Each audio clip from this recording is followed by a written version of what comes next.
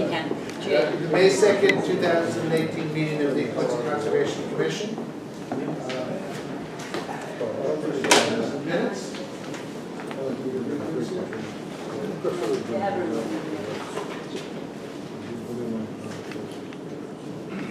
Okay. Ready? Second. All right, all in favor of the minute?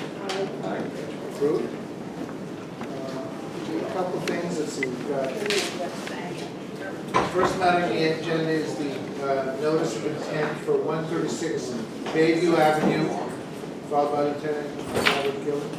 The proposed project includes removal of the existing Maritime Center building, boat ramp, and floating dock for construction of a wider ski-boat angled replacement boat ramp, installation of the pier and guide piles for the replacement floating dock system, and restoration of the former boat ramp. Resource areas of coastal beaches, coastal banks, land subject to coastal storm flowage, and land containing shellfish. You got green cards? Okay.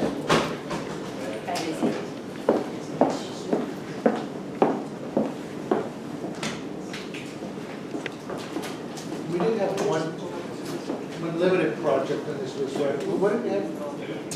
It came up before. We had a limited thing for it. Yes.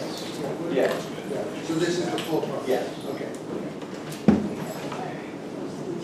Because we were talking about time. Yeah. We were doing a temporary. Yeah, we were doing the temporary files. Temporary. That's right.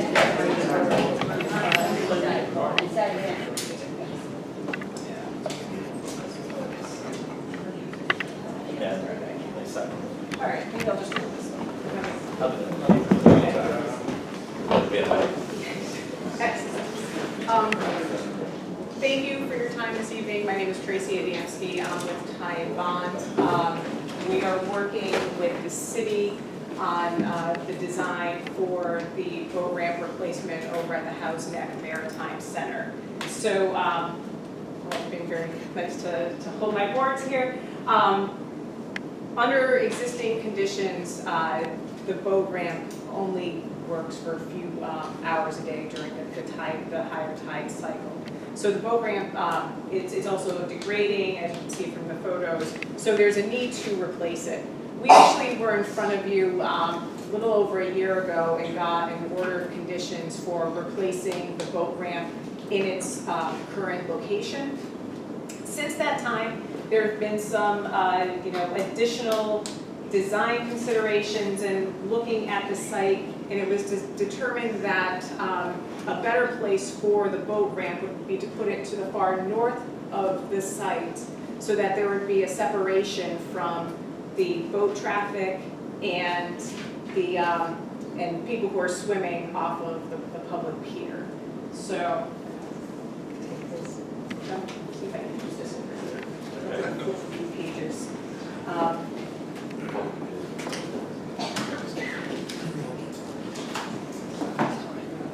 So, oops.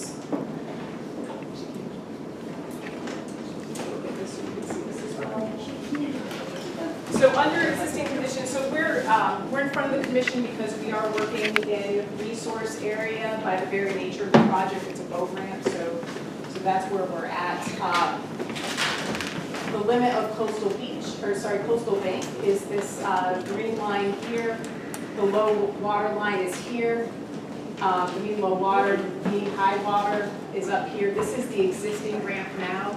So as you can see, there's only a very small portion of the existing ramp that happens to be beyond the mean low water. So that kind of impairs the effectiveness of the ramp.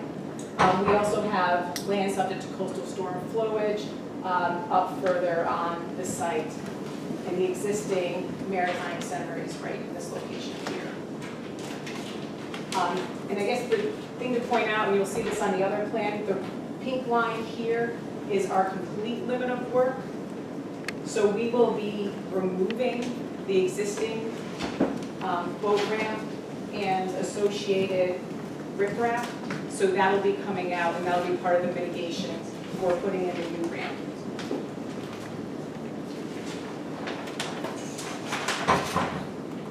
So So under proposed conditions, again, the existing ramp comes out. The proposed ramp moves up to the very northern end of the site. It's a steeper, goes from 12 to 15% grade to get down into the water. And it's about 28 feet wide, so it'll be a bit of a wider ramp, which will be safer for boats coming in and out. The other thing that this redesign allows us to do is, under existing conditions, there is a gangway and flow system that kind of comes out at an angle to the existing ramp. We're going to put in a pier structure along with 8 additional floats that will be parallel to the ramp. And that will provide for additional safety for the boaters, being able to walk along that pier structure as they're putting boats in and out. But it also gives us headroom on the bottom so that the floats won't lie down on the beach, which was a concern for division of marine fisheries because of the shellfish habitat. So that pier structure will meet their requirements and addresses their concerns. In addition, the existing Maritime Center building will be demolished so that we can have access to the ramp location and a few additional parking spaces added over here. The green line shows the low tide, the low, So this is the mean low water. so you've got more of your pier than your ramp into the water. That is correct, yep. Even though the ramp is shorter, but because of the way the grades are over here, we can get further additional ramp into the mean low water down here. So yeah, so this is mean low water. The green line is the limit of coastal bay. So overall, we do have actually a net decrease in impacts when we take into account the removal of the existing boat ramp. So coastal bank, under existing conditions, we have 140 linear feet of disturbed area. Under proposed, it's 120 linear feet. Coastal beach, and land, which includes land containing shellfish. So it's, this interior area here, under existing conditions, there's 8,900 square feet of area that's impacted by the existing boat ramp. Under proposed conditions, that'll be 6,400 feet, so a net difference of 2,500 less area of impact. Land subject to coastal storm flowage is about equivalent. Again, most of that area is already disturbed under both existing and proposed conditions. The one area where we'll have some additional impacts is the land under ocean. So that's all the land to the oceanward of the mean low water, where we have currently there's 770 square feet of impact at the tail end of the existing boat ramp, and there'll be a little over 2,000 square feet for the new boat ramp. During construction, we will have full length. So for the most part, this work will be done during the dry, so we'll follow the tide cycles so that we're going to minimize any work during the wet, including the demolition work. And for the work that is under mean low water, we'll have a full depth turbidity current during that work so that we'll trap any turbidity and not cause rupture or sedimentation outside of the construction site. But there is a pier on, I guess that's the south side now of the building, so that will stay the same. This pier doesn't go anywhere, we're not touching that. And the other pier is now just incorporated into the boat pier. That's correct. The new pier is going to be, it's actually, that's a way that we're minimizing impacts. That pier is over the brick ramp that serves as support and protection on the side of the boat ramp. So it's actually, it follows through here, and then we start with the 8 floats right about this location here, out into the water. What's involved in the demolition of a boat? Because it's mostly concrete and stone, right? It'll be, just picking that stuff up and trucking it out. And then return it to ocean bed? Or? Yep. Exactly, so a lot of that will happen naturally, but there will be a little bit of material that we'll be removing where the new boat ramp is, just to get the grades right, and we'll move that over into this new location. And we'll be working with, we've been in contact with Division of Marine Fisheries with respect to shellfish and time of year concerns, and we'll continue to work with them. They've provided us with some feedback. So as we move forward, we'll have to work with them on just checking to see if there are shellfish there, pulling them out, and potentially reseeding. So we'll continue to work with them on mitigation that they provide. And they have the expertise for the shellfish that we don't have. What other agencies does this require supervision of? So we have our MEPA certificate. It needed MEPA. We will be also seeking approvals from Mass DEP and the Army Corps. Questions? Anyone have any? Before we get to that, if I may. Okay, I was- My name is Paul Hines, I'm the Commissioner of the Department of Public Buildings. Councilor Dave asked me to come to this evening, he couldn't make it. I just going to speak to the aspect of the building, the present building, which is not well constructed and it's long past its useful life. So as a public building, we have made the determination we would rather not have it than put money into repairing the deficient existing structure. So as far as the department's jurisdiction, the city department is in charge of the building, is good with it, as is the DCR. And it's important to note that we're here just on this limited aspect. There's future plans about the design of replacement facilities and such that is still in the works. They're still in the design stage, the negotiation going on with the butters and the councilor. That is not before us this evening. It's simply the boat ramp facility as you see. Thank you. And I have for the record an email from Councilor McCarthy. We've been ignored to the board, which I would like new meetings. My apologies for not being unable to attend tonight's meeting. In regards to 136 Bayview NOI, it's an important project for housing and affordable community. It's a project that will take time to get to the finish line, but the leadership that has been shown by Lieutenant Bob Gill and the QPD and the administration staying involved in working all angles has been instrumental in moving this project forward. This is a small step in a good direction for the community. This only improves the area that is tired of the need for innovation. I fully support this first step in the Maritime project. I'm also very pleased that Maritime Center Project Manager, Mr. Paul Hines, Director of Public Building, and City of Quincy is assigned this. Thank you. Okay, now we'll just open it up to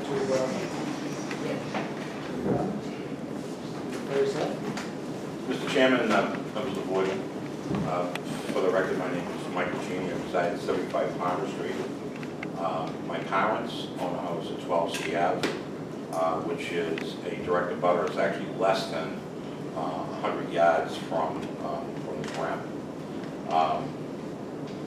I guess I stand because of a couple of reasons. One of which is I'm confused. I'm confused because I haven't seen this plan before. I did notice that you filed with MEPA. I got the environmental monitor a little bit late and read it well after the closing date. The secretary I did see made a decision, a negative determination of applicability for any environmental impact report. But having said that, we have not seen this plan to community. So really what I objecting to is the process. There was a meeting that was held last August, and by the former counselor who knows that in August everybody's away, nobody's around. She knows a lot better than to do that unless, of course, you expect some questions in opposition. So I'm going to ask that the board consider, Conservation Commission consider postponing this until there is a community meeting on it. We're all very supportive of improvements. We don't want to be obstructionists, but we do have a lot of questions. Some of the questions are directly environmentally related.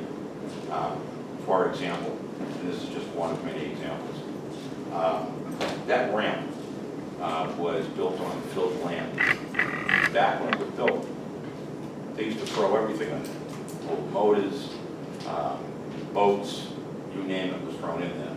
I haven't seen anything that indicates that there's been any kind of a study on what, once you start taking the surface off of that fill, what is actually in there. I haven't seen any boring holes to indicate that anybody's even looked at that.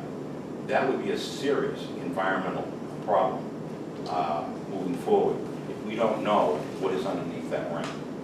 That's number one. Number two, my concern is that this is just part of an overall project, which has been before the Conservation Commission, before DEP. And I guess the question I have, and I have asked the DEP, is it appropriate for an applicant to apply to DEP, go through the process, get a negative determination, and then they are required to come to the local conservation commission, and they don't present the project to the local conservation commission. They only present a portion of it. I haven't seen any precedent that says that that's allowable.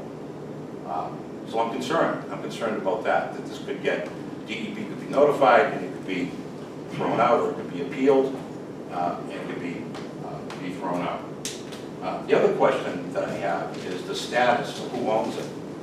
You have an applicant. Could I apply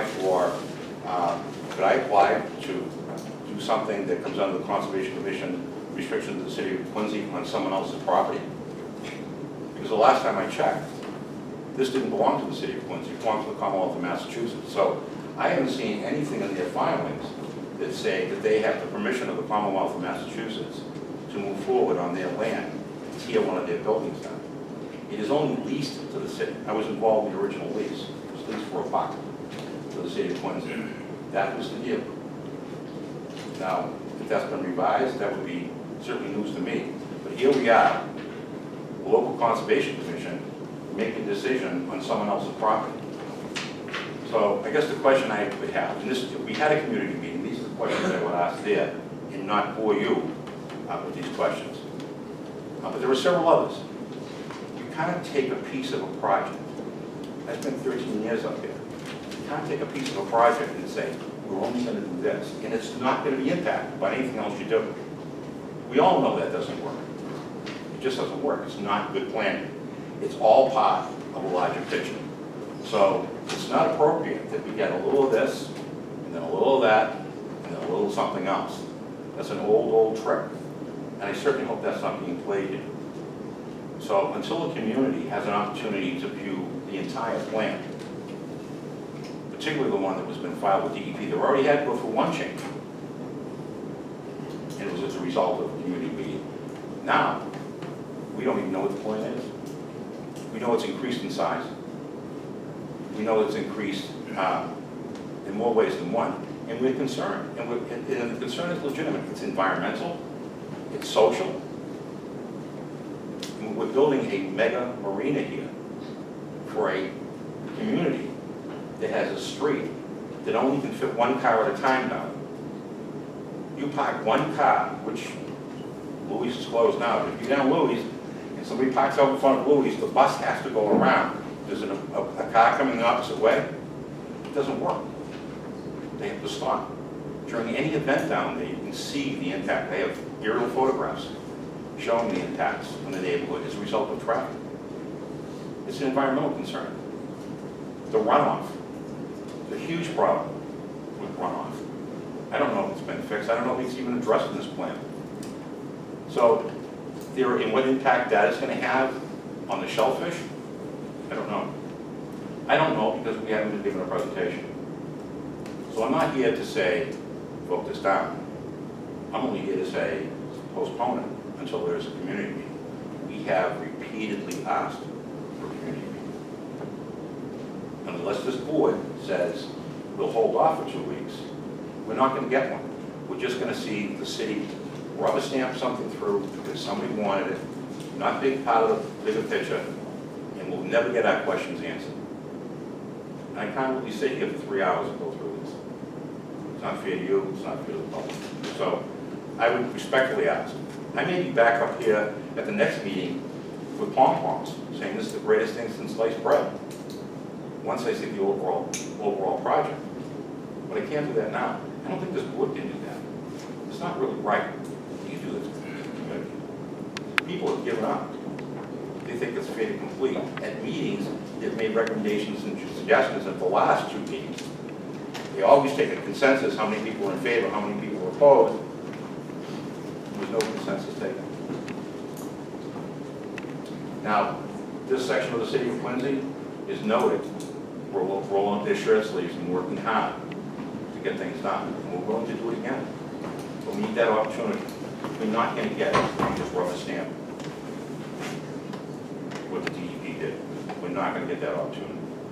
So I'm just asking that, not for a lot of time, but certainly we can have a meeting in a week and be back up with the Conservation Commission, and hopefully we're all in the same bandwagon. We're all saying this should go forward. Thank you very much.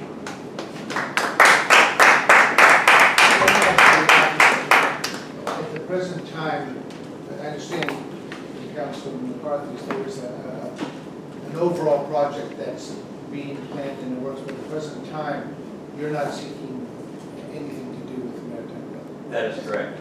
Not as you move. And that's the purpose of this particular iteration of the plan. The plans where there were public hearings and have been previously presented showed at the time a proposed structure, not a final design structure. We are not here on that. We are simply here on this element of it. And this, as designed on this plan, has been presented to the public. This only removes the building structure from it. You just want to repeat. So this is just the ramp. MEP did review the removal of the ramp. That is correct. They, a year ago, we were here for replacing the ramp, and we had discussions with DEP about, presenting just this piece of the project. And in part, because we don't know when the building would happen, that is very much contingent on funding.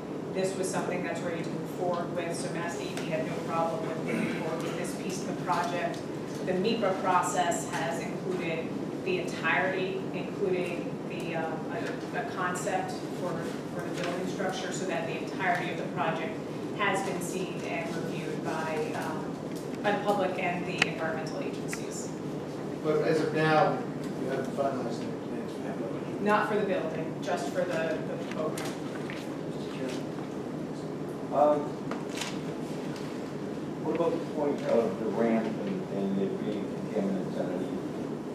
Is what you're proposing, you take that into consideration? So we have not done additional testing here. The anticipation was that we were moving the material down to the existing base Yeah. and letting that naturally restore.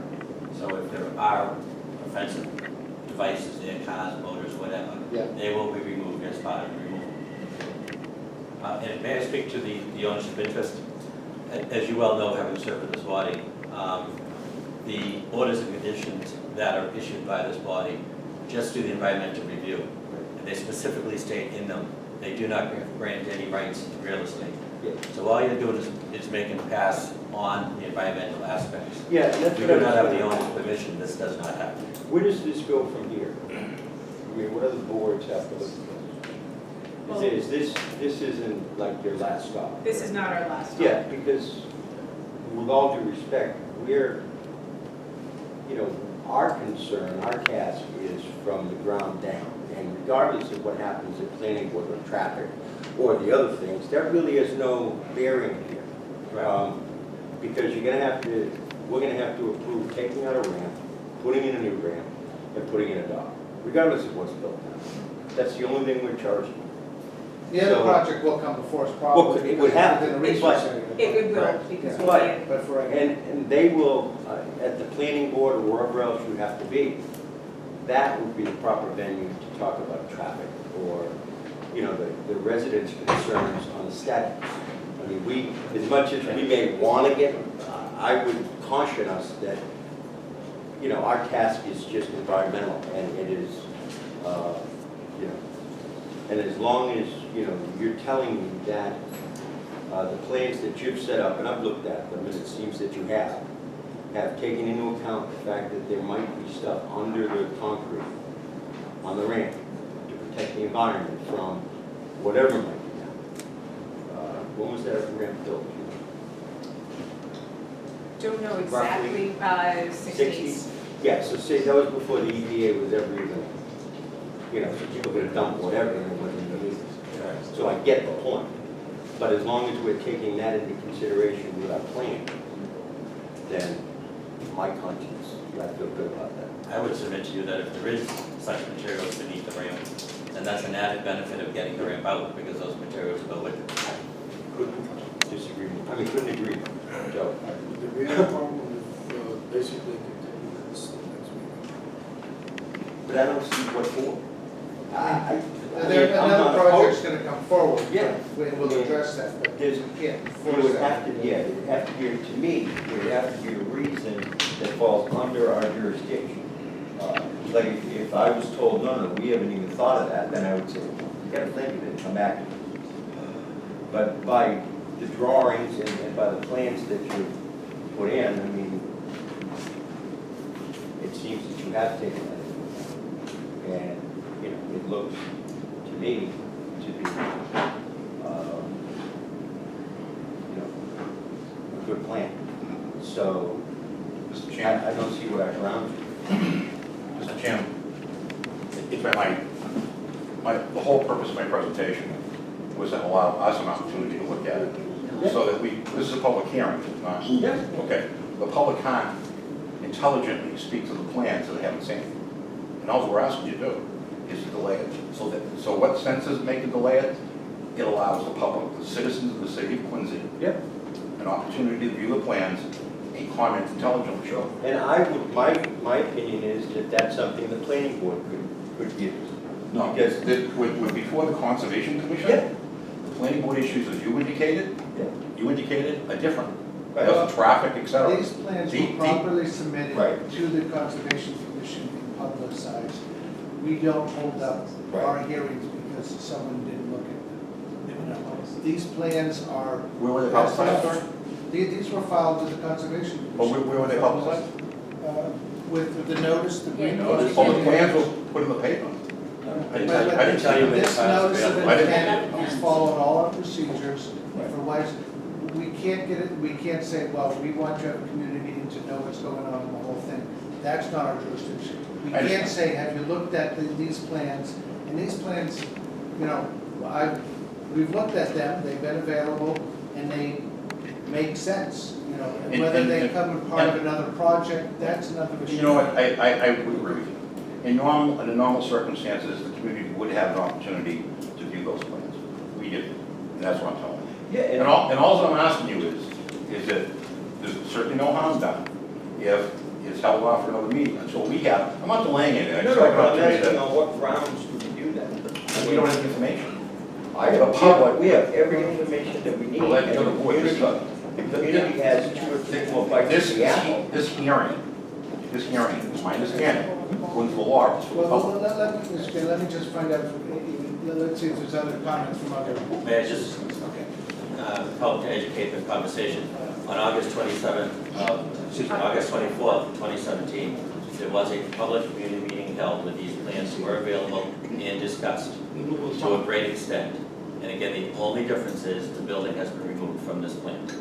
Everything within the jurisdiction of this body tonight was presented at that time and other times as well. The ramp plans. The ramp, this location of the ramp and the removal and the pier was all presented at least on August 24th to 17th and several times other days. Can I say a question? I I have a question. Stand Yeah. up. My name's Dan Jacobs, I live at 16 Turner Street, Quincy. I have a couple of questions about this area. Again, I followed pretty closely. I'm friends here with Lieutenant Gillen, worked together at the police station. And I worked during the storm when there was that massive flood and all that stuff, so I have that firsthand knowledge. My question is, okay, is they moved the ramp, okay, to keep the building out of velocity zone for flood purposes. My question is, how much lower is the top of the ramp now from the old one? How much lower is it? The elevation. What's the elevation change? How much, you say 6 feet, 7 feet? So, let's see. So here are our contour lines. Yeah. So this is the 2-foot contour, 6-foot contour is up here. So at, 6 to 8 feet? So are you talking lengthwise? No, I or want to know height-wise? at the top of the ramp right now, Yep. where the ramp exists now, so where the top of the new ramp is going to be, what is the height there? Obviously, it's downhill. Right, I want to know how much. It's a couple of feet. We'll say 6 feet. I think it's 6 feet. Okay. All right. And we're talking about moving the building to keep it out of the velocity zone for flood purposes, okay? The only issue is, okay, if you move that ramp down, okay, that means the slope will be less, okay? Now, I know it's a tough map here, okay? But just to put in perspective, everything to the right, to the north is lower. So the further north you go until you get to the bottom of Great Hill, it's lower elevation, it's in the floodplain, okay? No, if you go north, it's lower. No, the ramp itself is engineered I know, steeper. I know, but I'm talking about elevation, the elevation is still the same, I'm talking about the top. The slope of the ramp. I don't care is what's what, critical. so here's the thing, so if I Let build me, it, let me just. listen, so all I'm saying, if you're here, right, everything up here is high, okay? And the ramp is almost in the middle, the building's at a lower point, and then just beyond the building is the lowest point, it's in the floodplain. The top of the property is almost out of the floodplain, the lower you go, it's a swimming pool. All right, the issue is, okay, is during this last storm that we had, okay, the water was so powerful, okay, that it moved the entire gangway, the footing stone, which is huge, all right? It moved that whole thing out of the way. And I don't know how far the water came up, but I would say it at least came up to the top of the concrete, to the asphalt. Probably pretty close. All right, the only thing is, if you move this lower, okay, the water's not gonna have to travel as far to get up to the top. So you're opening that whole flood area to make it susceptible to water coming up that ramp and then up. It didn't come up and up the ramp this last storm because the ramp is higher. You know what I'm saying? It's up higher. So if you're you go saying down the there- existing ramp acted as some sort of a barrier? Right, because the elevation is higher, so the water couldn't get up to the flat point and then work its way down to the low point. If you lower it by 6 feet, which is roughly what it is, right, we can measure it out, I would say it's about 6 feet, okay? That water doesn't have to travel up as high to get out into that low point. You know what I'm saying? Now, a lot of people, I don't know what the long-term plan is, if they're gonna put some barrier, if, let's say there's a big storm coming, they can put in a barrier, okay, we're talking about 28 feet here. That's about as wide as this room. Okay, the barrier at Perry Beach let go during the storm. It's a big steel plate, completely gone. Right across the street, they had to come in and put in concrete blocks to hold it, right? That's a 28-foot steel plate. If the storm we just had comes again, it's not going to hold. That water's going to come right up the ramp, which is now lower. So it doesn't have to travel as high to get up, to get up. So now you're opening up all this area to flood, just to keep the building out of the floodplain. You're potentially opening up the area to be flooded, to keep the building out of the velocity zone. I mean, but this project's not designed as a storm barrier. This is just. I know, but this is right on the water. When the water is at high tide, look, this is the seawall. Yeah, no. It's no, I up understand. against the wall. So all I'm saying is, right now, when it's up, when the ramp is over here, wherever it is in the span, it's somewhere up here, okay, the water doesn't come up because it's higher. But once you set this ramp lower, the water doesn't have to go as high up to get back down into the Can I elevation. just point out, so one of the questions. No, the elevation is going to change because it's moving up, the elevation is changing because the building is, it's moving to the south. But, so this is our existing, this is our proposed, 10. I don't know what's This is elevation. Okay, 10. This is the existing elevation 10. So, I mean, we're making this kind of steeper down the. I'm not talking about the steeper. But we're not changing. Right, this area is lower than this area. But we're not changing The uplift is that. not changing. I know, but no, but you're moving the ramp, right now the ramp is here, it goes up like, so like, let's just say it was here, right? The water has to get up over here. If the ramp is on this side, it doesn't have to go, the water doesn't have to get up as high. But the land is already here. There's a, So the water's going There's no over change, regardless there's of no the. change. The only Yeah, There is, the building is in the way. Building. The building is a barrier between, as a matter of fact, this is a seawall to a building. There are issues here about if they remove the building or mitigation for storms. And those issues should all be addressed as part of the project. At this point, we're just addressing a boat ramp. Right, I understand. Not addressing what they're gonna do with the rest of it. I know, but that's short-sighted, sir, that's a short-sighted idea. That is our jurisdiction. Right. That is our jurisdiction. We cannot require them to build a further storm. Right, but another reason that, now, I can keep going, I can go on for hours about this, and I will as long as I want to. The issue here is, again, short-sighted. We're putting in this boat ramp, right? That, I mean, we all know it's for another project. We don't have to say that, we're not talking about it, we all know it's for another project.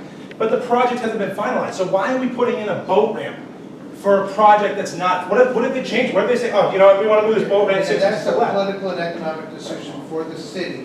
What we're addressing is, does this have any negative environmental? It does have negative environmental impact. If the water, if it floods, well, it's not a big deal if the ocean water goes into the street. They're not changing the elevation at the top, they're removing the ramp.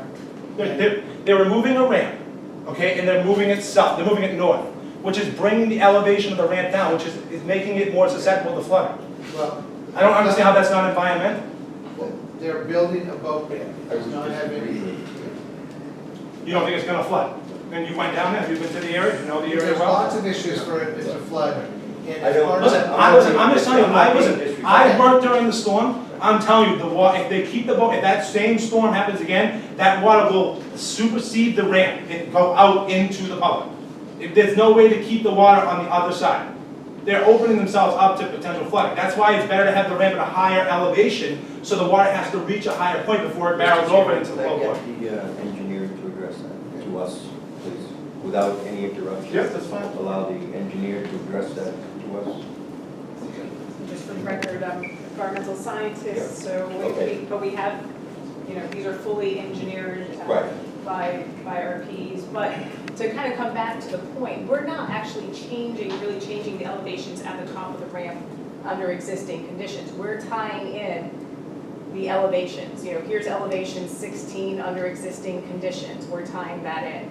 Elevation 14, you know, so the building's here, but we're tying it into the grades Right, that and are when right you there. come up with a ramp So- that's gonna go, isn't there in front of the building a 2-foot concrete wall that? It has to be gone for the ramp to go in. You can't have it. Well, the building has to come down.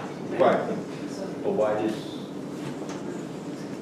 that riprap runs right in front of the building? Yeah, so we're talking up in here. Right. And this is where we're putting the ramp in, kind of in this general area here. Right. So it's moving over a little bit here, but it's not significantly changing the Right, well, grades that's that what I are. see, but, I mean, And the it wouldn't- point is, this ramp won't be used unless your rest of your project happens and that building comes down. But that's not the issue for us, but that's their point. The building will eventually have to come down for you to use this ramp. The building, so the building demolition is part of this Right. project. So no building construction at this point in Right. time, but yes, the building Building demolition is part of this project. right, and, Mr. Chairman, would it be possible to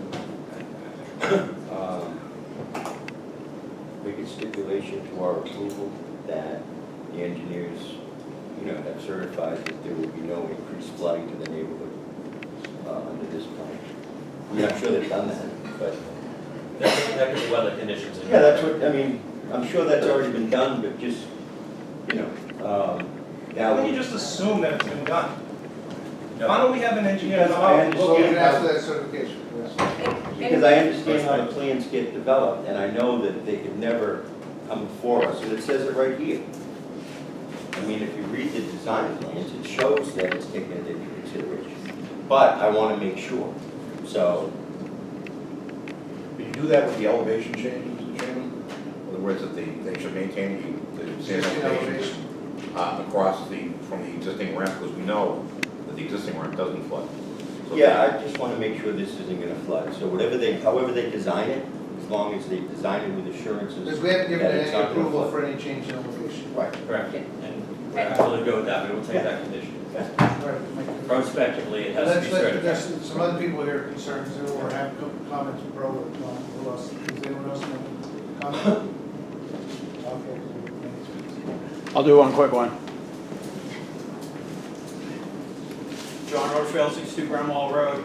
I just want to reiterate that there was no neighborhood meeting on I don't consider these minor changes. Usually when there's a substantial change, there should be another neighborhood meeting or something. So I would agree with Mr. Cheney that making it go into, the June meeting wouldn't hurt anything. You can say the same thing. It seems like when the June meeting comes, it's going to be approved anyway. So I would appreciate it. It would be nice to the neighborhood, even Council McCarthy, give him an opportunity to speak before you approve it would be fair, you know, to everybody, so I appreciate it. Yeah. Well, that's been said. Thank you. Okay, thank you very But my much. point is that there's a lot more to talk about after here. There's planning board, there's other places where nothing can be built unless they get their approval. So we're talking about the ramp, we're talking about Well, but they, the don't ramp. they have to give approval of the project, which includes the ramp. We got another copy. Hi, I'm David Jacobs at 11 Down School at Quincy. You know, I've served on boards in the city myself. I've been in this seat when someone comes up and says, this is going to another place, or you sit there and you're like, I think this is going to another place and these questions will be addressed. And I've been to those other meetings where I think those same questions are gonna be addressed, and then that board says the same thing, and everyone claims the same, an ability to make an agreement and make a decision until it gets to the very top, and then only one person is making that decision. You're already saying you want to make a stipulation that, you know, in your approval tonight, that the elevation, you know, not be changed. We don't know, we can't say 100% at this very minute what the elevation is. We don't have an engineer here. We have a scientist. We have a scientist here. We have So an We engineer. can say what, we we are have an engineer stamp removing, drawing. so we are removing a building that, as we know, does act as a break to the water, because we've all stood there and watched the water slam up against it, so it stops water. You guys right now just expressed that you do have some concerns. No, you have concerns, and I No, want to you, put a but stipulation in. you just, yes, you want to put a stipulation in. So what we are asking you is, we agree that there should be a stipulation in it, but why not have that stipulation just be, we're gonna have someone in here who can answer this question for sure next But on month. what grounds? On what grounds is it? Because we're worried about flooding, which is an environmental impact. But I'm telling you that through the designs that we have here, I have no reason to believe that there's gonna be any adverse flooding. Because you're, okay, well, and you're not an engineer. Then you need to fill these boards with engineers then. Well, Because I have looked at these, I have looked at the stamp drawings, okay, and, I mean, Well, here's the- engineers well, here's the- do not, And I Well, guess Well, just well, to add, as part of our. if it did flood, what's the increased salinity of the soil? What's gonna be the increase in salt in the soil? There's a plaque there, Brill Field is right across the street. That, all of a sudden, that plaque, which is below sea level, floods out. With a dike on the Salinity, other side. everything's underwater now, how does that change the salinity of the soil? Do we know that? I think that's in the flood zone already. It is in the flood zone, this is increasing, this potentially could increase. no, it's not. I'll say like from the engineering design, and from the folks who have stamped this, one of the things that we need to look at as part of the stormwater checklist, which is included in here, is were we going to do anything that would potentially impact, off-site flooding? And that it has been certified in there that it doesn't. So that has been looked at. So there's no change to the existing flood zones. This site does flood. And actually the flood zone changed, I think, about the time that we were submitting our original application, back in January of 2017. I think the maps came into Yeah, but the head person in charge of this project set those maps. You can't do that, Paul. You have No, to be quiet FEMA until you said. stand up here, okay? Yeah. You gotta be quiet. But FEMA set those maps, it changed significantly. That has been incorporated into the design as well. And you know, to the board's perspective, if I remember the mapping, like, there's water coming up from the backside too, and that's all being flooded, not necessarily from here, but, that is already in the flood zone. So you're talking about, I don't know how you can speak to that, because it's not on that map. I'm not seeing that on that map. I've never seen a local water. I don't know what you're speaking of, because it's not there. If you could show me that, In the complete package that's been. well, I'm not on the board, so I'm not It's getting. public record and the notice advisory to look at. But we could provide C Street, where the ladies never there to give you anything? I'm there. We understand the concern, but we're now addressing it in our jurisdictions. Any other comments? Jim, if you could just go over the drainage, it'd be very helpful. These are the flood zones as they exist today. So those are in the figures section, so appendix B. So, I mean, we have flooding on our property, but it's also flooding others as well. And that doesn't change. Any other? If you could just go over the drainage, I just want to know, there's an existing storm drain there. Are they going to add any more storm drains? Are they going to move that storm drain? There's, no, we're not adding any storm drains at this point in time. But When it floods, storm drain doesn't go. Yeah. I will submit that I agree with Mr. Cheney, there is a catch basin there on the site and C Street in the turnaround. That has not been serving the area. The pipe was crushed sometimes some years ago and collapsed. As part of the mitigation of this project, we've already repaired that pipe and put in new sections of concrete pipe. So we've improved the condition of the rainwater flooding in C Street. Today, it's already improved by this project. Good evening, great to see everybody. Margo the Forest, 236 Rock Island Road. Been with you on this project for quite some time now. These plans were actually posted on my website, margotheforest.com, back in August. These exact plans you're looking at now, they are publicly available, 55 C Street. This was on the agenda 2 weeks ago, and it's already been postponed. The neighborhood is very familiar with the project. We see the same components regularly. As far as you would ask the other agencies, we've had a series of meetings in the last 2 years with DEP, with Army Corps, with DMF, multiple meetings, with working through the agencies on the permitting of this. I think one of the points that you brought up, or question you were responding to Mr. Carroll, was about environmental impacts of what could be buried, because classic housing act, that's how we roll.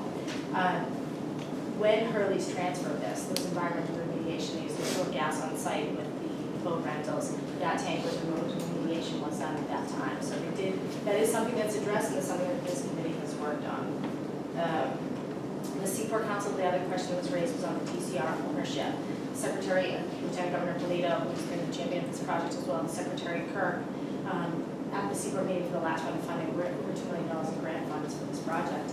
Talked about the license agreement, and my latest update, Mr. Ryan is probably speak further on this, is that I believe the mayor's office has a draft license with updated MOU from DCR. So that is progressing, and they are well aware, and they are at all of these other meetings as a project property owner.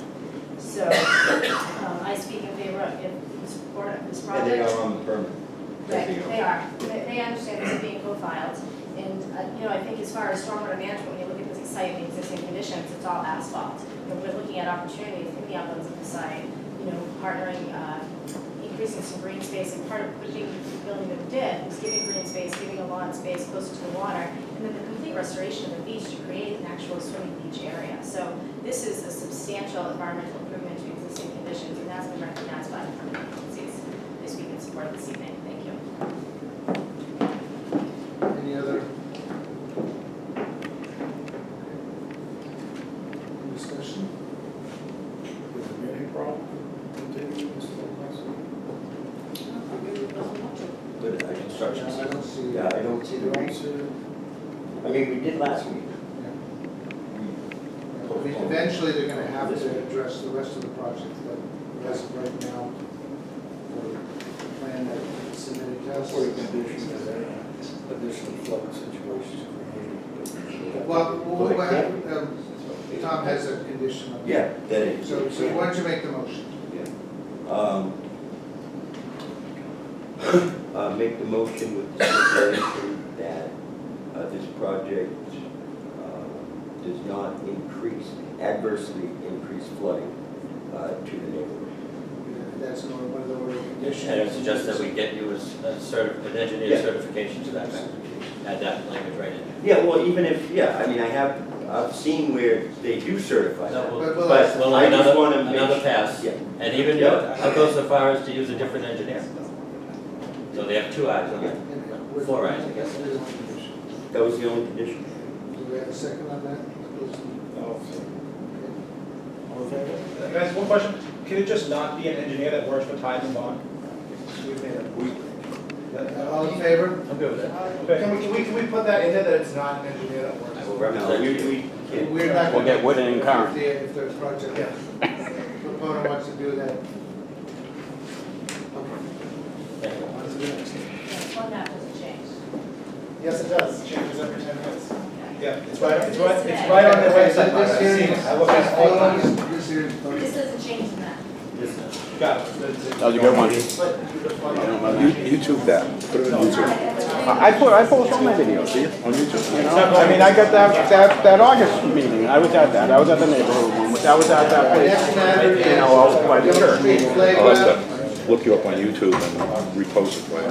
So. It's hard when one person calls the shots. That's why being a city councilor right now, like when you were a city councilor, the city council actually had some power. They don't really do anything on it. He's a powerful guy right here. And this guy, I'm happy for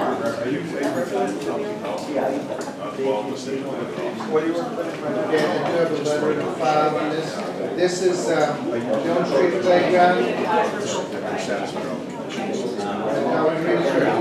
Elm Street Playground, notice of intent filed by James Martinez.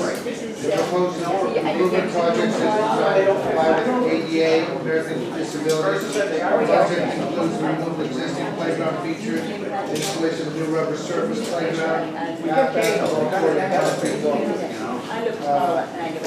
Resource areas land subject to coastal storm flowage, 100-foot farm zone to the south. And before we start, I'll read into the recommended letter from our city engineer, Mr. Zhang.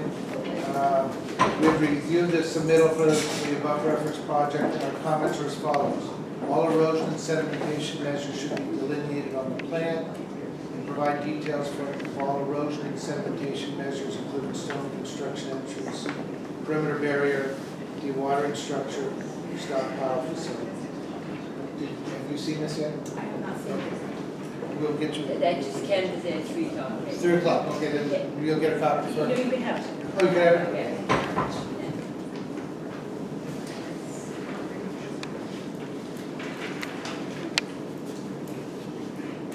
Good evening, my name is Andrea Kendall. I'm with LEC Environmental Consultants. And with me tonight, I have Samantha Morrow from Brown Richardson and Rowe. They're the landscape architects who designed this project.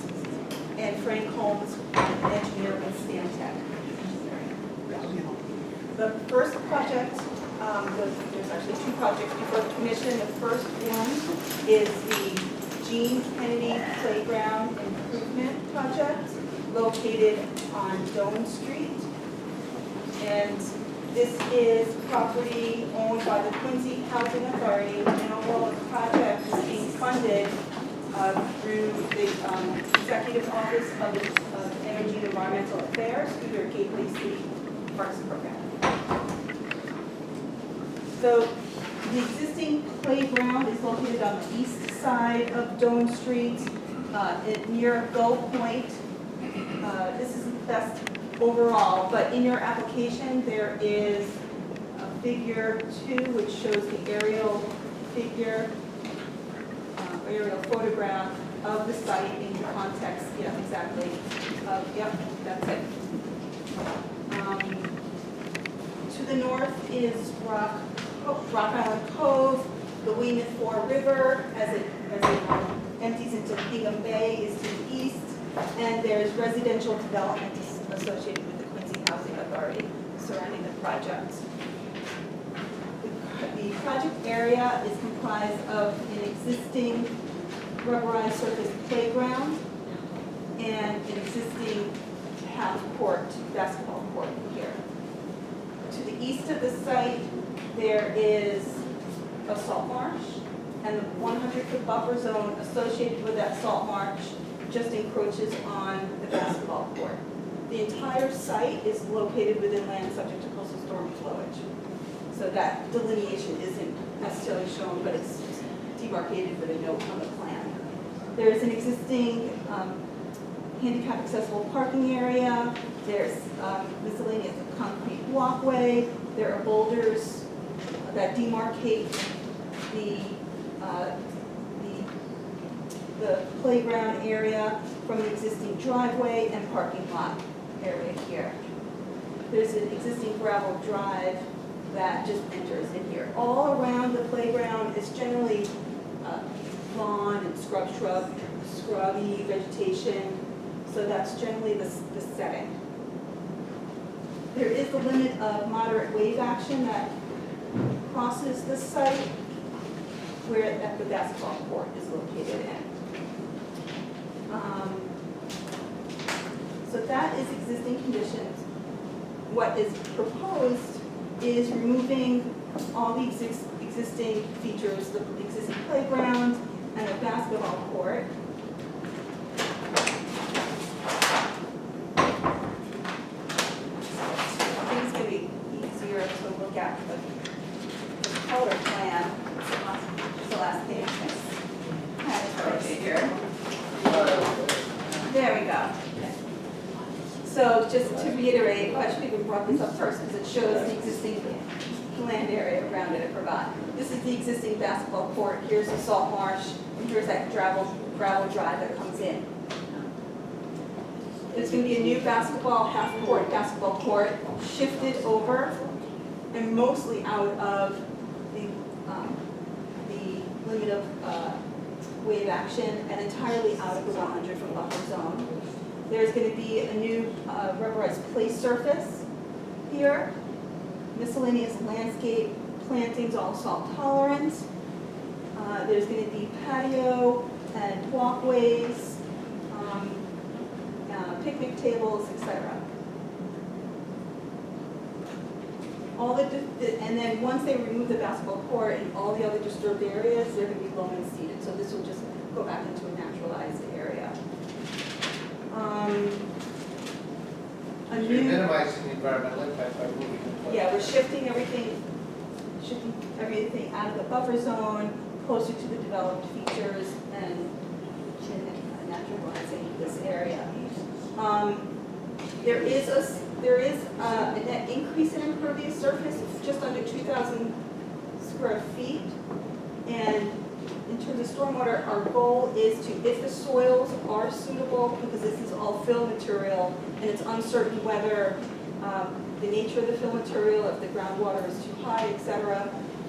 The goal is to create these sedimentation depressions that will have salt-tolerant plants and whatnot. If we encounter suitable soils, they'll be constructed, and then that will provide recharge.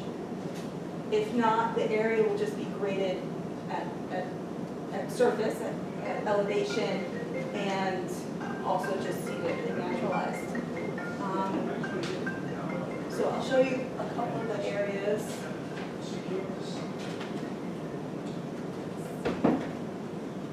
Here they are. Erosion controls, we're proposing compost filter tubes to surround the limit of work along the east and south side. And this doesn't show it yet. Here we go. So this is the rubberized clay surface, the one seated infiltration basin here, and another one adjacent to the basketball court. And again, if the soils aren't suitable, we'll just grade them at level. Are there any questions about? Is that rubberized surface permeable or is it just? It's not, yeah, it's impervious. It's a good improvement, it minimizes the impact. Do we have any questions, any comments? This is a first notice of intent, do we have a motion? Motion. Second? Favor? Okay. Second one is 435 Palmer Street and Half Rail Road, playground, notice of intent again.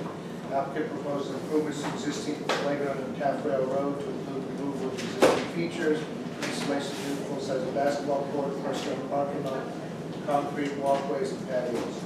Resource area is the same, 9 sections, stone flowage, and 100-foot buffer zone.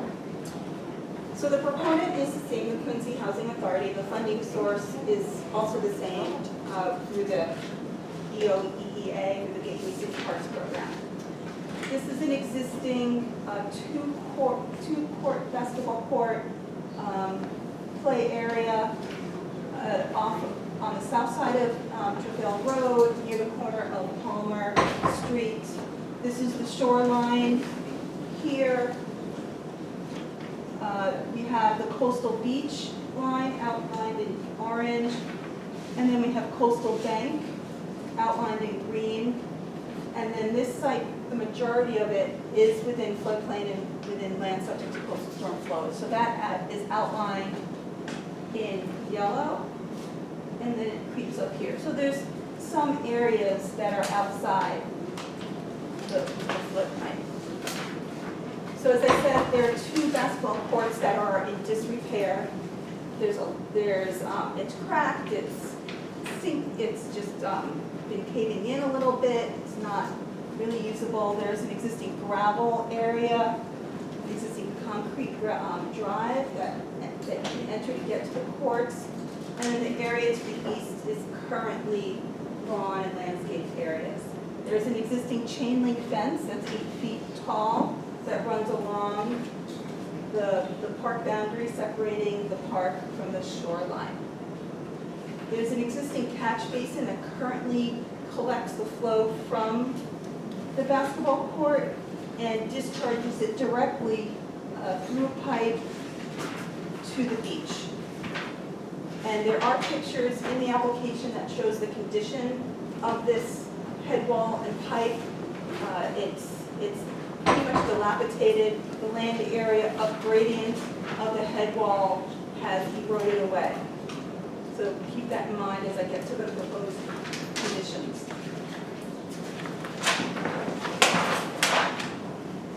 The plan is removing the existing 2 basketball courts, putting in a single basketball court, providing a new dense grade gravel drive, dense grade stone, thank you, parking drive and parking area, putting in a new splash pad for the kids. I think that's the highlight of this new park improvements. Putting in landscape areas, walkways, patios. The existing gravel area, all that will be removed, loam and seeded. The coastal bank, which is here, that existing head wall and pipe and catch basin, that will be removed. The embankment associated with that will be restored. So they'll put coir logs at the toe slope, they'll key it in as an anchor and anchor it in, and then they'll restore that embankment and seed that. The head wall is currently sitting on, just resting on coastal beach. There's no land disturbance associated with that other than just removing it, because it does protrude there. The proposed splash pad will be serviced with water from, and Trevelle Road from electricity, from the overhead utility poles from Trevelle Road. There'll be an underground conduit to feed the control box. And then the water, the gray water from the splash pad, which includes also the rainwater that falls on it, will be collected in drains and piped into the sewer line. Overall, there's a net decrease in impervious surface, and on top of that, the water that falls on the splash pad is going to be collected and directed to the sewer. For the runoff that is generated from the basketball court, that will overland sheet flow into a new infill gravel infiltration area. It will infiltrate and just seep out in here. The runoff generated from the parking lot and gravel access drive will sheet flow into the vegetated buffer area here. That pretty much summarizes it. And then there will be erosion controls along the southern and eastern perimeter, along the limit of work. And I believe that is, this is the line that shows it, but I think that is the erosion control line. Thank you. Because this project is right on. Yes, yes. And there are pictures in there, I think, that show. And we have a letter from the chief engineer saying it's the same conditions erosion and sedimentation measures to the plan. These, Yes, or you we have have- these, I have, and you'll incorporate these into the Yes. conditions? Yes.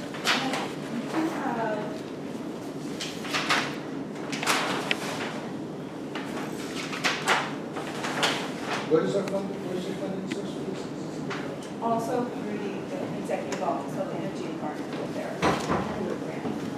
We are proposing silt traps within the catch basins that are proximate to the project area. And, are the, we have the. We got a nice picture. The compost. Yeah, you have one of the best. Yes, it is. I don't know if it's on here, but it's here. All right. But we can provide any additional detail that might be required for the. The heat cells are for what purpose? The what? What are the cells for? You just said, Oh, the silt sacks. oh, so it's a cell, okay. Yeah.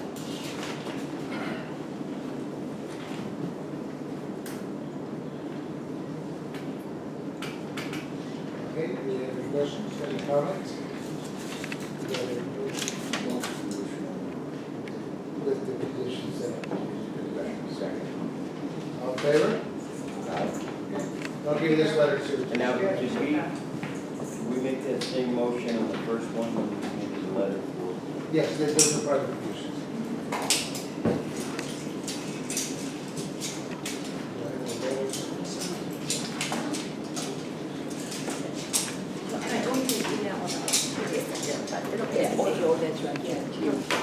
The next matter is the Marymount Park reconstruction.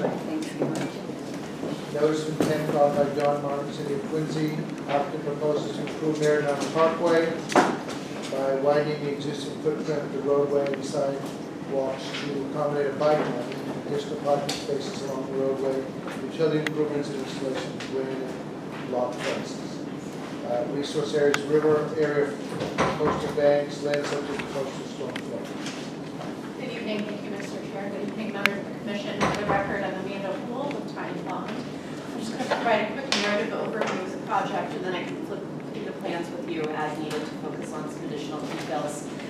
This roadway improvement is part of the city's 5-year capital improvement plan to reconstruct the parkway using complete streets elements to implement traffic calming measures and improve aesthetics along the parkway. We're proposing to improve approximately 2,200 linear feet of the road, essentially extending from Hancock Street down to the intersection with Shore Drive right there at Blacks Creek. So it's essentially that access that forms the southern boundary of Marymount Park. As you're probably well aware, the park is the largest and most utilized park for the city, and so it's just really important to spruce up that parkway, the stormwater, given the adjacent resource areas. The resource areas, as the chairman mentioned, are coastal bank. There's an isolated vegetated wetland just to the immediate north of the parkway, right on the park boundary. It's a very small isolated wetland. It would be federally jurisdictional, but it's not large enough to be jurisdictional in the state. There is salt marsh bordering on Blacks Creek. Blacks Creek is a coastal perennial stream, so it's afforded a 200-foot riverfront area, which we will be working within. We also have the coastal flood zone and land underwater. So essentially, the elements of the proposed project are going to include widening the roadway, and this will allow us to provide 2 5-foot wide bike lanes on both sides of the road to provide safety for both drivers and cyclists on that stretch of the roadway traveling through the area and accessing the park. The sidewalks will also be reconstructed and widened. There'll be a varying width of 6 to 8 feet. They'll be a little narrower, so closer to 6 feet when they're abutting resource areas, so we can reduce our impacts. And we will be adding defined on-street parking. There's not really any on-street parking right now. It's just really tough and not very safe to get parking on that area. So there'll be 8-foot wide designated street parking on both sides of the road, except for the south side that is right along Black Street, because we have to widen the roadway so much that it would impact additional resource areas. So for the sake of avoidance and minimization, we have excluded on-street parking on that segment. There will also be a series of vegetated medians, I think a total of 3, and then we'll just, essentially separate all lanes of travel. They'll provide for on-site infiltration, and they will also improve aesthetics. We'll have trees, shrubs, other herbaceous materials planted in those. They are also known to serve as a traffic calming measure, and they'll hopefully reduce speeds and increase safety on the road. Bless you. The existing utilities that are overhead are going to be moved underground. Crosswalks will be installed and they'll be textured, so cars will hear them and will improve pedestrian safety accessing the parks. There are also a total of 4 stormwater outfalls. They're not functioning, several of which are below the high water line to Blacks Creek, so water can't flow out of them because they're underwater. So we propose to remove 4 of those. 2 of them are going to be replaced. With the removal, we're just going to stop off the end, abandon them in place, so we won't be excavating within the bank or disturbing resource areas more than necessary. And the other 2 outfalls we're going to be replacing and pulling them at a higher elevation on the bank, so they'll be able to actually discharge. So it's just a replacement and increasing the elevation there. As far as our best management practices during construction, we will be using erosion controls, either hay bales and silt fence or straw wattles. The commission has a preference. We're happy with either one, just condition, the order of conditions as such. We will be using catch basin inserts, and any disturbed soils will be stabilized following construction. We explored a variety of alternatives, given our work in the riverfront area, and we explored installing impervious medians. It'd be very low maintenance, but it would increase our impervious cover and stormwater runoff. So that alternative was removed from consideration. We also thought about creating stormwater-specific medians that would manage and treat the stormwater in the median facility. However, that has a really high cost and frequent maintenance.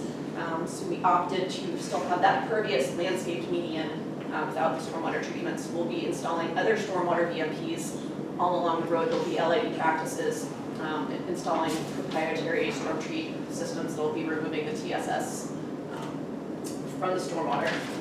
And there is a complete drainage report. We submitted 2 of them under separate cover. If anyone has reviewed it or cares to, it's there. We've also submitted our stormwater checklist, and it's a redevelopment project, so those standards only apply to the maximum extent practical. As far as our impacts for this work, there will be approximately 20 linear feet of work in coastal bank, and that's going to be associated with those outfall replacements and abandoning 2 of those outfalls. There's also going to be about 300 square feet of work within land underwater, and that's because we're pulling up those outfalls and cutting them off that are currently below the mean high water. We're also working within riverfront. The riverfront is degraded, and this does qualify as a redevelopment project. So we're working in approximately 79,000 square feet of riverfront area. And we're not going to be working closer to the stream than under existing conditions. So we're compliant with all of the redevelopment standards under 310 CMR 1058. We are also working in the coastal flood zone. Pretty much the second half of the project, so the half of Marymount Park up near Hancock Street is outside of the flood zone. That's at a higher elevation, but that segment that's down near Blacks Creek and Shore Road is within the coastal flood zone. So about 145,000 square feet of work will be in that area. So with that, I can open it up to questions, and we can look at certain elements of the project on the plans as Where are you raising the outfalls? we are. Because you're abandoning 2 of them and raising right here. You got them? That might help you. Oh, okay. Yep. Is it sort of see- Yep. Right. Yeah, and they'll just be raised just about a foot on the existing bank, so then they'll be placed adjacent to the existing outfall. That's probably a much better illustration than me looking at this. Does that impact pedestrian, or is it traffic there? How does it get raised up?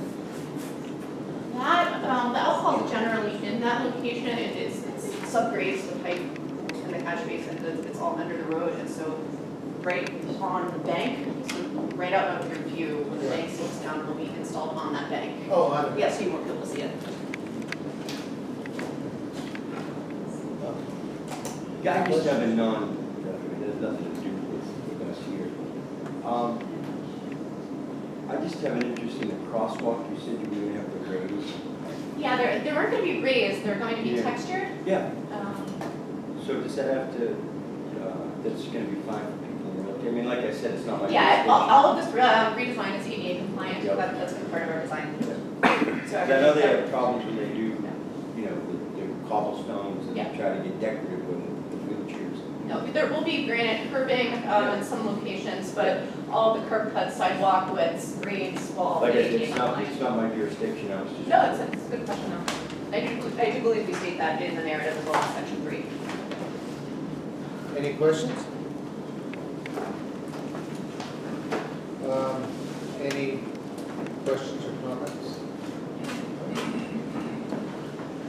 Okay. This is a notice of intent, so we'll get a motion. I'll second. All in favor? Aye. Thank you so much for your time. Have a nice evening.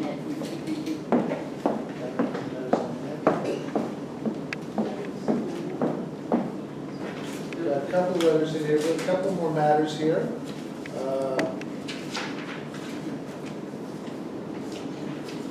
So we've got this, Phil's being dumped on the beach by Marymount.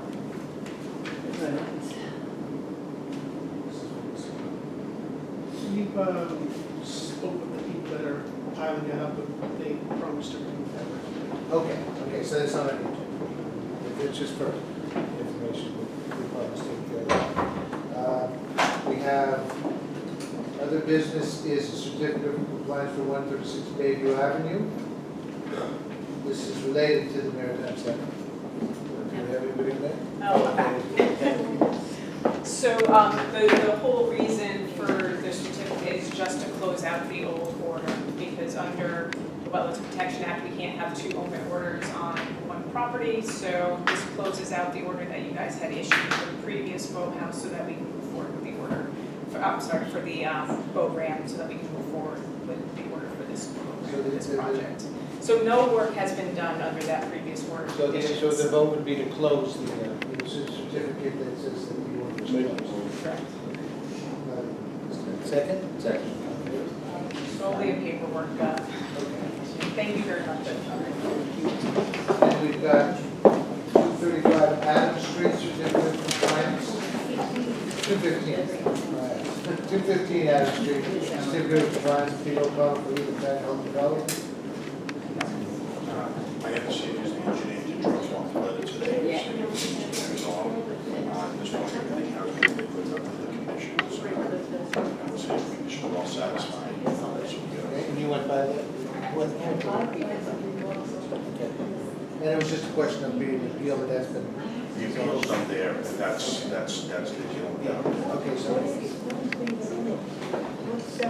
I'm an honest guy. I mean, they have a right to appeal, but we can. It's an emotional appeal. Yeah, we issue a certificate of compliance, always subject to someone appealing it, but they've satisfied our conditions. So we have a motion to certificate. Motion. Second. Okay, aye. Mr. Chairman, through you, members of the board, thank you very much. Thank you. Then we have, we've got some things in the record here, but let's get to. 10 Harvey Lane, number 10, emergency certification, filed by.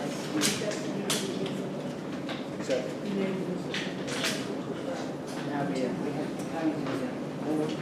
Oh, okay. This emergency certification, James McGinnis, install ground concrete forms, pour concrete, provide temporary construction connections to stabilize structure, remove cribbing, reset structure and undamage existing concrete piers, reconnect structure to existing. Mr. Chairman, good evening. This structure we're talking about is the boathouse at the former Harvey's Wharf. This is a structure that's been in-house now since the late 1800s, approved by a few different state licenses under the old predecessor to Chapter 91.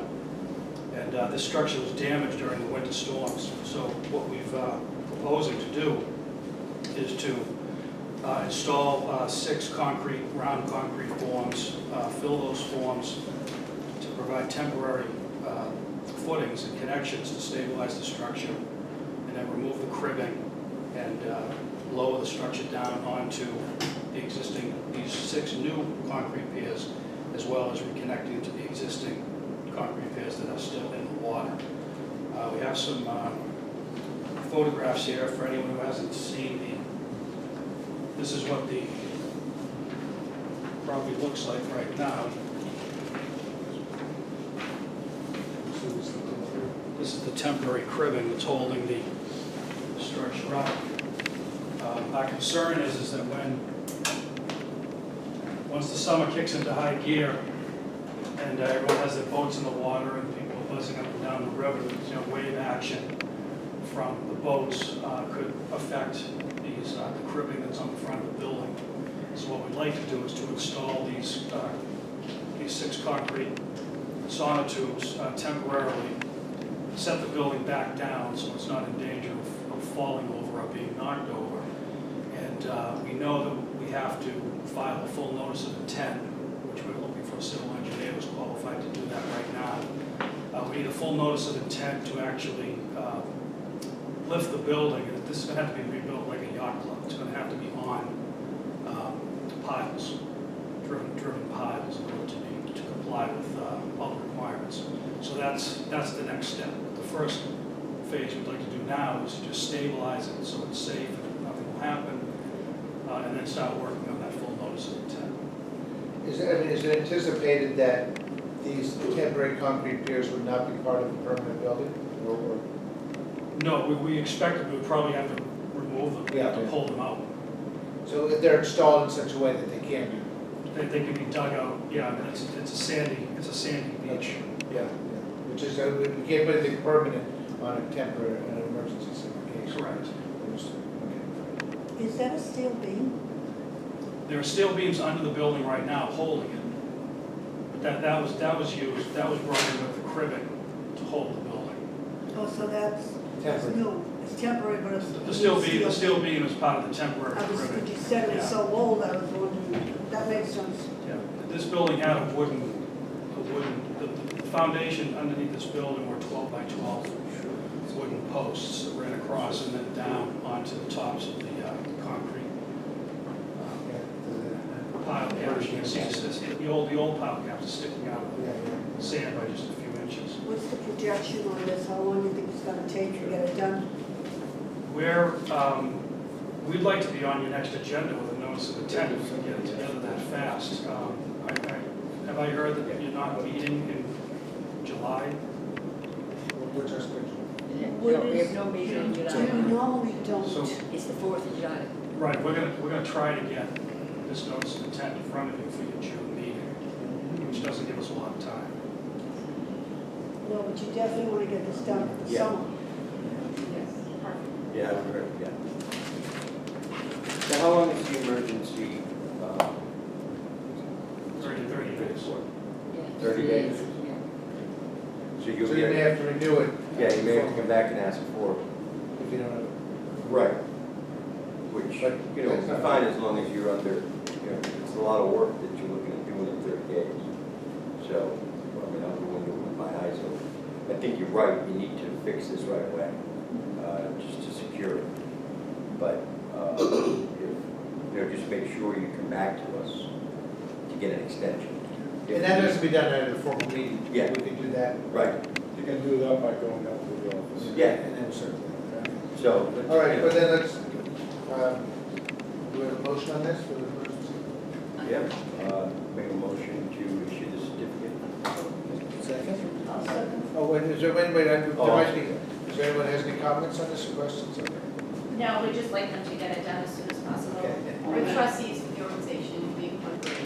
That, you know, we don't want it sitting the way it is now any longer than it has Am I to be. reading your name? Yeah, why don't you come up and put that on the record? Yeah. That'll be in favor. Okay. Just your names. Yep, Diane Papadakos. Do you want to spell that last name? I have it here. P-A-D-A-K-O-S, the trustee, This is, and Rosemary Blasey. okay, and you need support of this emergency. Absolutely, yes, would like it secured. Okay, all right, thank you. Thank you. Thank you. All right, we have the motion, do we have a second? Yeah. Oh, I've got somebody else there, I'm sorry. Let's see about it.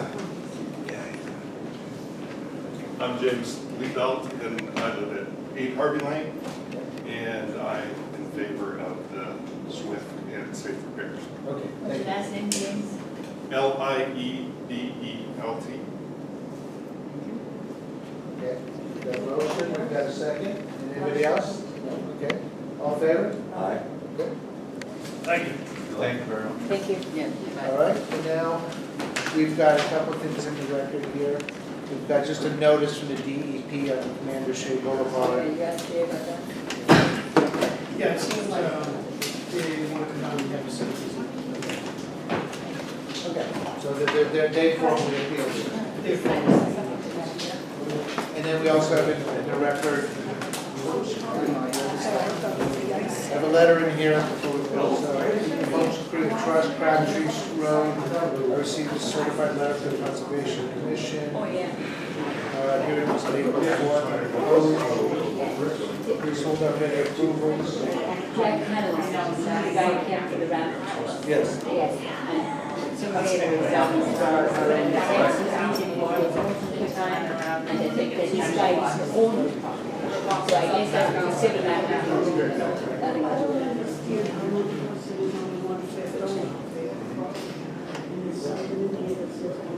Yeah. Yeah. He's one fifth of the property. But you can argue, Jeff, but Rob Conlon says that's a civil matter. So, Yeah, I mean, they've got, we've done what we've done. They have to appeal it or they have to bring a suit or So something. we just ignore this and go on as we were. Well, we put in the record. Oh, yeah. I mean, the order stands, he has to challenge The it. RDA, It's an RDA, so he'd have to challenge it. Yeah, but you- You know, we can't So go then they back. have to come home and challenge. Yeah, or have someone challenge it. Yeah. Okay, and then notice of public hearing. Oh, that's the same. And then we got the notice of invention, and okay, then that's it. You give them back to me. So we have a motion to, any other matters? You heard something? Okay. Motion All right, to adjourn. thank you. Motion to adjourn? Okay, all in favor? Yeah, all right. Aye.